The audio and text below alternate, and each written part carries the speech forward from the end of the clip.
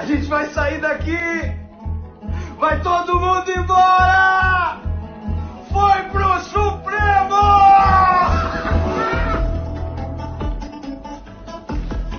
Oi? Quê? Tamo livre! Foi pro Supremo, pessoal! Tamo livre! Vai pro Supremo! Vamos sair daqui! Libra! Vamos sair daqui!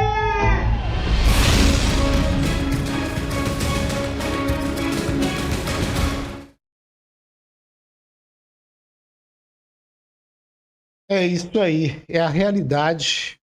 E hoje foi um daqueles dias que a gente deseja, ou desejava, né, que não tivesse existido, sinceramente. Um dia triste para a justiça brasileira, para o Brasil, para os brasileiros, para quem sonha com um país livre, com um país próspero, um país de uma justiça que realmente faça valer tudo aquilo que o brasileiro é. Infelizmente, a gente está assistindo mais um dia de tristeza nesse Brasil. Infelizmente. E aí vamos começar aí, né, com essa notícia. José Disseu. Todo mundo conhece o José Disseu. Foi um dos fundadores do PT, né? E hoje ele teve aí a felicidade, né, para a infelicidade do brasileiro de bem, e teve aí os seus crimes sendo livrados aí pelo STF. E ele teve os votos aí a favor do Ricardo Lewandowski, que já não está mais no STF, mas havia votado antes de sair, né? Antes de aposentar. Do Cássio Nunes Marques, que foi aquele voto, parece que um voto de Minerva, né? Que ninguém esperava. Ninguém, vírgula, né? Porque quem sabe da vida do Nunes Marques, né? Sabe que ele já havia sido presenteado com duas promoções aí na justiça, né? Então, pelo PT, né? Pelo Lula, pelo menos é isso que eu já vi aí pesquisando sobre o Nunes Marques, né? E teve o Gilmar Mendes também, que votou a favor do José Disseu. Enquanto o Edson Fachin, Carmen Lúcia foram os votos vencidos. Pois é, complicado, né? Então vamos para outra notícia aqui, que é o da PL da Globo, que mais uma vez tentaram empurrar a goela abaixo do brasileiro. Um PL que é, na verdade, um PL da censura e um PL do dinheiro para a Globo. Estão querendo forçar de qualquer forma, criar aí uma receita para a Globo, uma receita para que a Globo se restabeleça e não tenha mais problema, né? Quem viu como que é esse PL, evidentemente que vai saber exatamente o que é. Eu vou deixar o Nicolas Ferreira falando sobre esse dia de hoje, que foi um dia, né, independente aí das derrotas que tivemos aí na Justiça, mas lá na Câmara Federal foi um dia de vitória e mais uma vez não foi votado esse PL da Globo. Estão fazendo de tudo para que esse PL passe ali. Vamos ouvir o Nicolas. Galera, pelo que nós estamos vendo aqui hoje, de fato, hoje sepultado, tanto o PL da Globo quanto o PL 2.0, graças a Deus. Mais uma vitória pra gente. Mais uma vitória. Eu sei que tá igual o Jack Chan, né? Bota casaco, tira casaco, mas a gente sabe que a estratégia de fato é fazendo isso para nos desgastar. Ou seja, eu sei que muitas vezes parece que é uma luta em glória, mas a gente precisa continuar lutando, nós estamos aqui para isso. E mesmo que seja desgastante, a gente foi eleito para isso. Uma coisa importante é que boa parte do nosso trabalho aqui não é nem a questão de aprovar leis, é impedir que leis podres como essas que vocês estão vendo sejam sejam aprovadas. A gente só consegue isso porque todo mundo que está aí nos ajuda a mobilizar E o até Brasil. mesmo porque, Gaia, se fosse pela quantidade de leis aprovadas, fizesse um bom trabalho, o Brasil era Dubai. Então, assim, não caiu nessa falácia de que tem que ter projeto para mudar o Brasil, não. Temos que ter os projetos certos para poder mudar o Brasil. É mais qualidade e menos quantidade. Então, galera, pelo que nós estamos... Beleza. É isso aí. Parabéns aí para os deputados, né? E para os brasileiros que fizeram essa pressão nos parlamentares para que esse PL, que vai ser, sinceramente, um atraso para o país, né? A gente vê aí que eles estão tentando de todo jeito calar as pessoas, fazer com que as pessoas não vão para a internet para falar o que pensa, para criticar o governo, para criticar as autoridades. É isso que esse PL está visando, além de mandar dinheiro para a maior emissora, para a emissora mais poderosa do país, quiçá do mundo, né? Uma das mais poderosas no mundo, é a Globo. E aí precisa tirar dinheiro do contribuinte, tirar dinheiro das pessoas para poder se manter. E o senador Marcos Duval, veio com mais uma. Não sei, aí a gente já não acredita muito no que ele fala, mas vamos ouvir o que ele tem para falar aí, que ele vai falar sobre o presidente da República. Por mês no cartão corporativo. E cada Peraí, vamos começar aqui. passeando a outra denúncia. Vamos lá. Outra denúncia. Está passeando a outra denúncia. Outra denúncia. Aí eu peço aos repórteres para anotarem.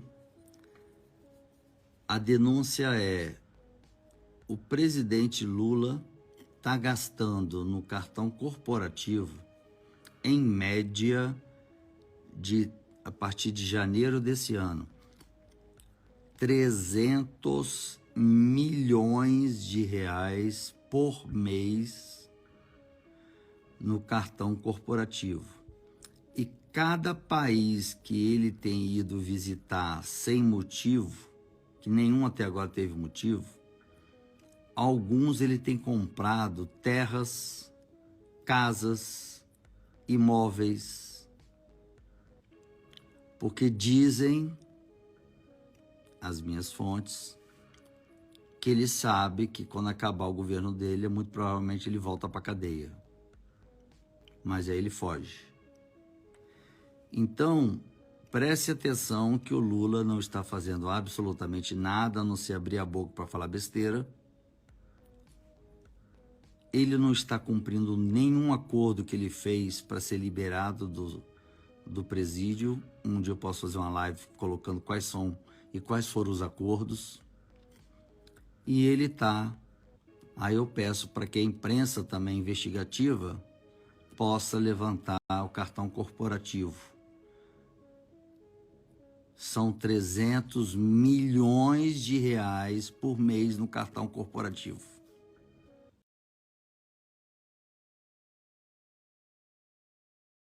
O senador, ele não me parece muito bem, né? Parece que tá até sob sedativo. A gente já ouviu muito de algumas lorotas ele falando, mas esse caso é um caso grave, uma denúncia muito grave.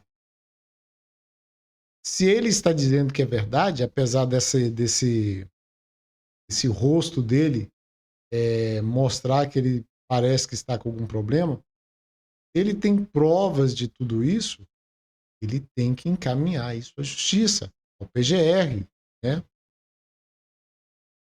Vai tomar alguma providência, mas tem que notificar, tem que documentar isso. Não é simplesmente chegar numa rede social e fazer a denúncia. Mas tem que ir lá e mostrar que o Senado da República está atento aos gastos desse governo. Enquanto isso, uma multidão de professores invade Brasília, cobrando desse desgoverno, as promessas que fez antes da eleição. Vamos ver aí, uma passeata aí.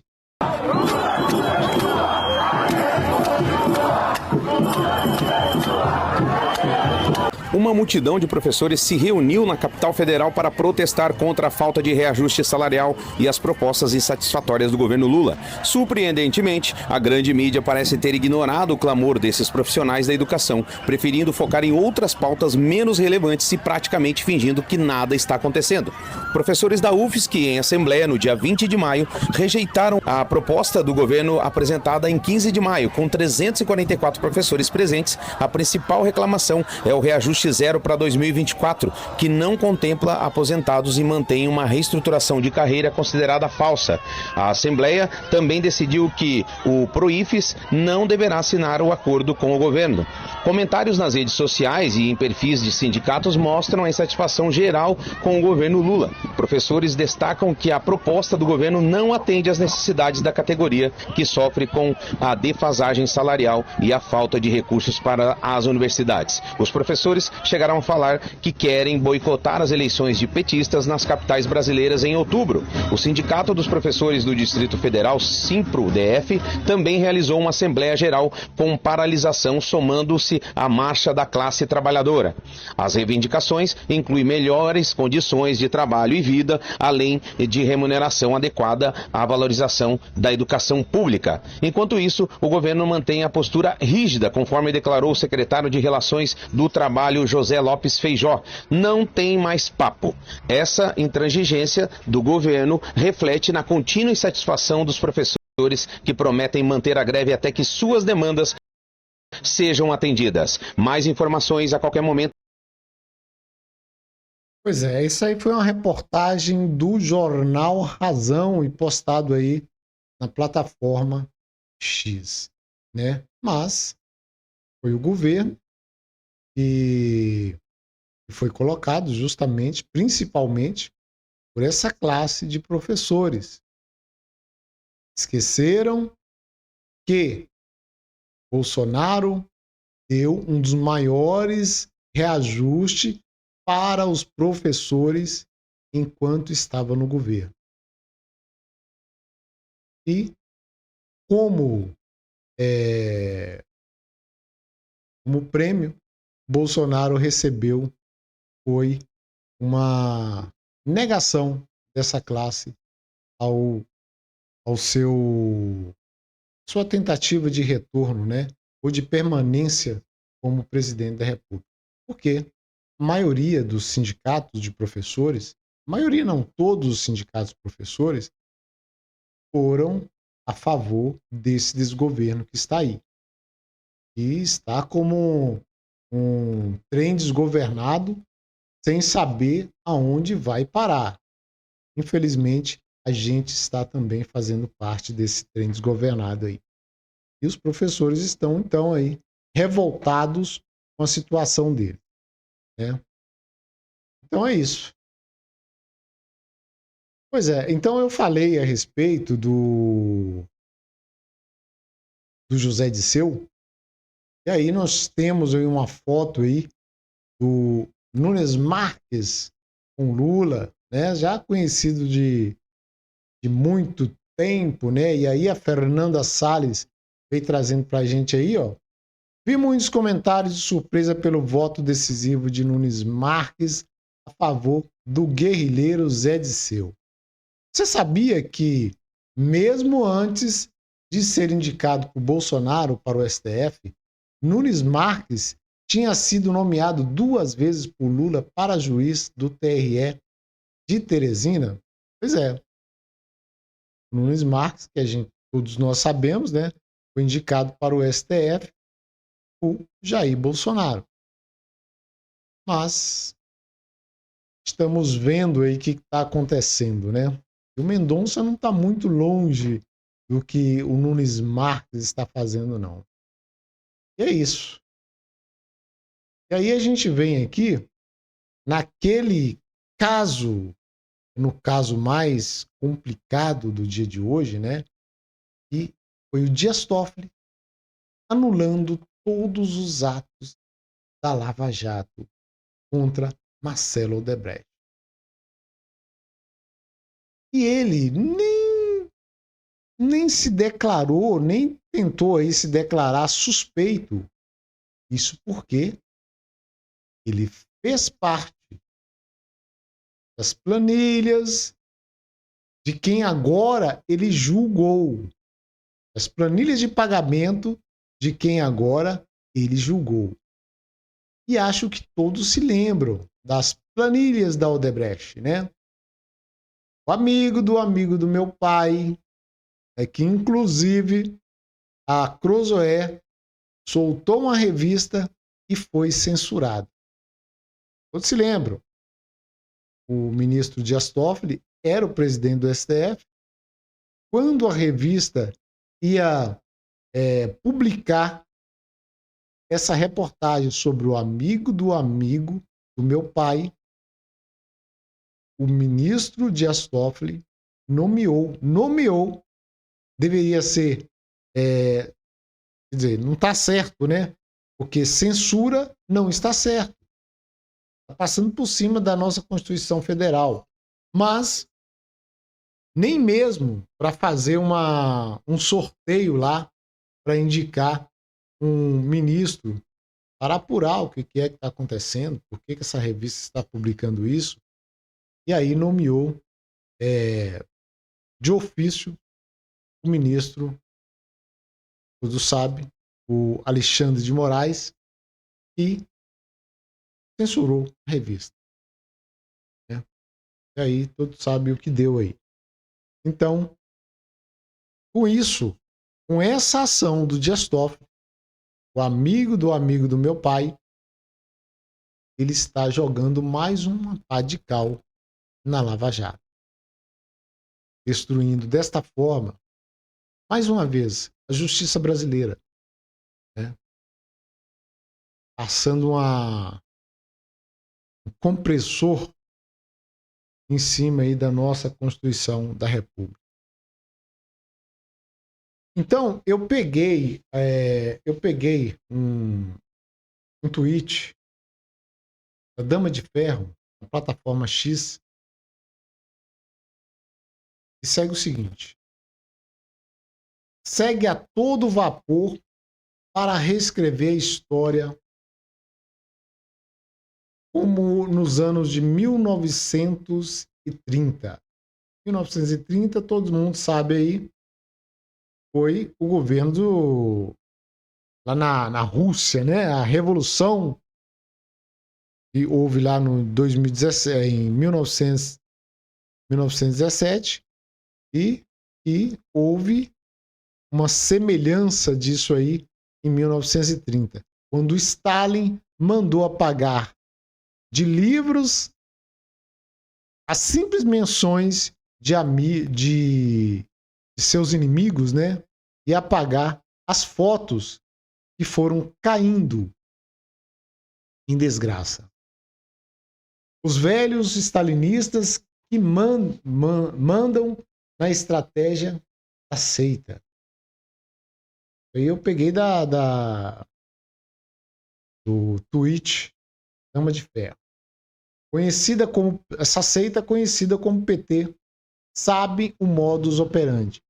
Primeiro, negar fatos indiscutíveis e bem registrados. Apagar provas e referências que possam comprometê-los. Proibir referências aos fatos suprimidos. Criminalizar quem diga o contrário. Agora será crime falar em amigo do meu pai. Montanha, Nervosinho, Poxa, Lindinho e outros codinomes de estilo. Vamos lembrar, Odebrecht foi réu, confesso, relatou com detalhes e provas todo o plano de saque à Petrobras, superfaturamento de obras públicas no Brasil, exterior, distribuição de dinheiro a agentes públicos, muitos ainda na ativa e no poder. Agora, nada disso aconteceu 1984 é agora. Grande irmão, né? Então, com isso, a gente vai aqui mostrar o depoimento, a delação do Marcelo Odebrecht, né? E agora acaba de ser anulado aí essa... Não a delação, né? Mas os atos que poderiam desfavorecer o Marcelo Odebrecht. Então vamos ouvir o que foi que o Marcelo Odebrecht falou na sua delação, né? Vamos ouvir então o amigo, aliás, o filho do amigo do amigo. É mais ou menos isso mesmo. Vamos então ouvir o Marcelo Odebrecht. Onde ele está aqui? Tem esse e-mail aqui, apenas para que eu indique quem seria a pessoa sobre a qual você está falando. E qual o contexto da conversa. É isso. É o amigo. É um amigo. Toffoli. Na verdade é o seguinte, quando o Toffoli foi, isso não foi só ele não, vários candidatos já tinham procurado a gente e outras empresas. Como é que funcionava? Não pode dizer como é que funciona, mas como é que funcionava? Pode encostar mais. Sempre que o presidente escolhia um candidato a ministro do SF, certo. O candidato a ministro, em geral, ele ia em empresas ou pessoas que ele achava que tinham relações políticas junto ao Congresso para ajudar, para que essas pessoas, de certo modo, ajudassem ao senador, junto ao Senado, porque o Senado é que aprova o ministério. Então, na verdade, aqui, então isso já era comum. Então, nesse caso aqui... O senhor pode ler esse trecho aí? É isso, temos que ver. Agora, veja bem, nesse caso, veja o seguinte, eu sabendo disso, você vê que a iniciativa nesse caso foi até minha. Ou seja, eu avisei para a Cláudia, temos que ver como podemos promover os encontros reservados de Toffoli com alguns amigos da casa de cima de CMF. O que é casa de cima de CMF? É Senado. A casa de cima é acima do Congresso. De amigos da casa de cima de Cláudio Mello. Então, no fundo, minha provocação para Adriano foi o seguinte: Adriano, o Toffoli não foi escolhido por Lula para assumir o ministério? Como a gente sempre fez com todo mundo, que muitos nos procuraram, veja se ele não quer que a gente promova o encontro dele. Ele procurou vocês? Não. Você vê que claramente aqui foi minha iniciativa. Nesse caso aqui você vê que foi minha iniciativa. Por que eu digo isso? Porque aí depois, o Adriano bota, checarei o interesse dele e falo com o Cláudio. Aí, aí eu digo, me avise se conveniente, eu estar. E aí o Adriano fala, me aliei com o Cláudio sobre um contato que ele, o Toffoli, pediu para fazer. Quer dizer, provavelmente Adriano foi lá, Toffoli, precisa de alguma ajuda? Toffoli deve dizer, não, mas tem um senador em especial que eu estou vendo alguma dificuldade, será que vocês podem me ajudar? Pelo que está aí. O que, na verdade, era mais do que, como todos os ministros, é o que o pessoal chamava de beijamão, né? Todos os ministros, antes de serem, depois que eram escolhidos, antes de serem aprovados, eles faziam isso. E para fazer isso, muitas vezes eles buscavam empresários que tinham. E nesse caso, eu mesmo perguntei a Adriano, você não quer checar com o Toffoli se ele quer isso? E pelo retorno, ele pediu para falar com um.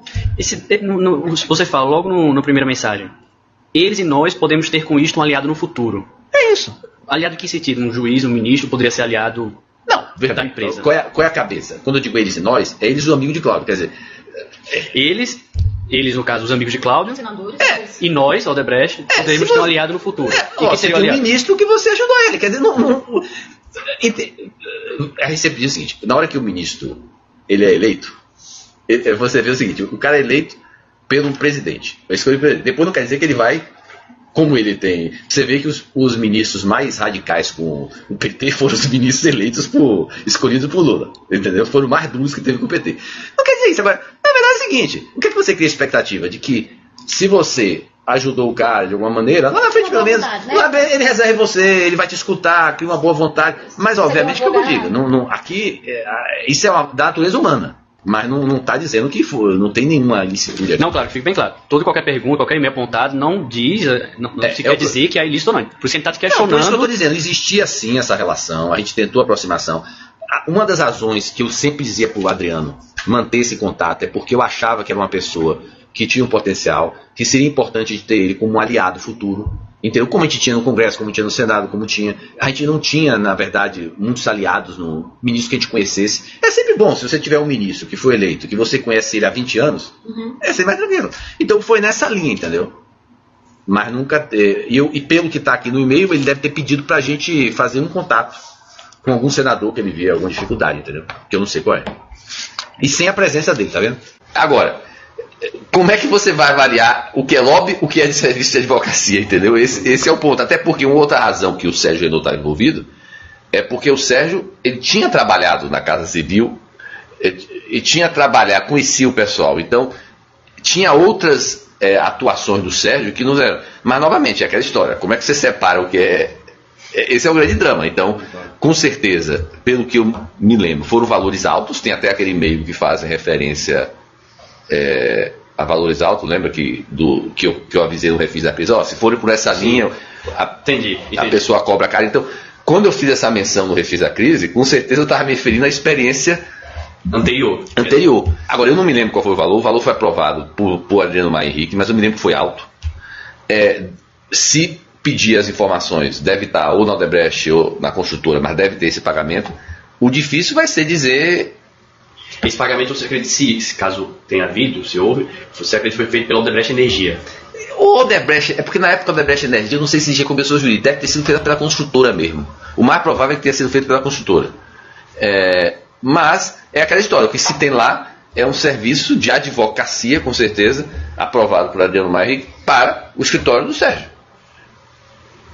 E aí, quanto disso é de fato serviço de advocacia, de fato lobby, não se tem condição de. A dificuldade de avaliar está aí, entendeu? Entendi. Logo em seguida, um e-mail até mais famoso, né? Que é isso. Então, afinal, vocês fecharam comigo do meu pai.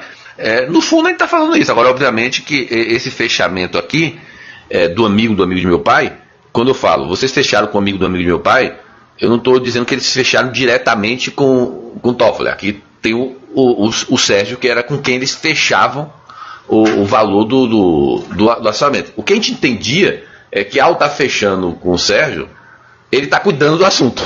Então ele está fechando com... Ou ele está cuidando do assunto. O problema é esse. Como é você, em tese, nunca fica muito claro, né? Certo. Mas é quando você fala amigo do meu pai, está se referindo... Na nossa visão, quando a gente estava fechando, pra gente, ao fechar com o Sérgio, ele estava cuidando do assunto. Do amigo do meu pai. Que é? O Toffoli, entendeu? Entendi. Mas eu não acho que Adriano teve uma conversa direta com o Toffoli. Eu acho que todas as conversas de acerto, de consultoria, de valor, de tudo, foi fechada com o Sérgio. Entendi. E deve ter sido tudo pago, provavelmente, oficialmente. Pode ter tido uma parcela por fora, mas eu acho que o mais provável, nesse caso, é oficial mesmo. O irmão do Toffoli foi candidato ou foi prefeito de Marília. E aí, na época, veio um pedido de Adriano. Eu não me lembro agora se veio de quem, mas os e-mails devem deixar claro.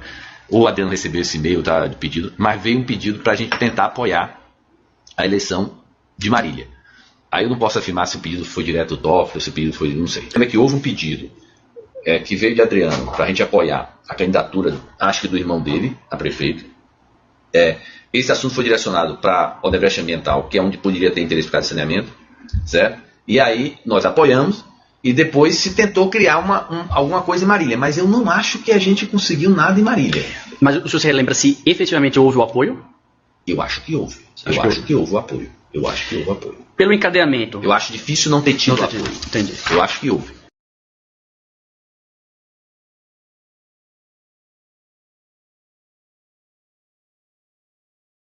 Pensa num país lascado como esse, né? Infelizmente, isso entrou nessa enrascada. A gente vê que um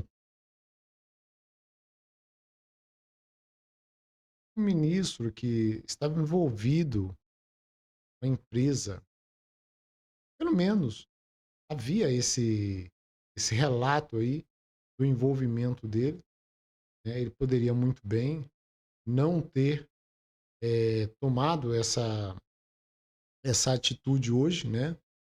E passado para outro ministro.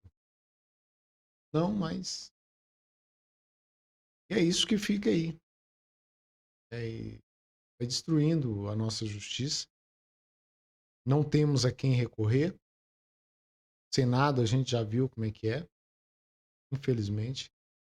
A gente fica irado, fica revoltado, mas no momento é isso que acaba sobrando para nós. Vamos por aqui.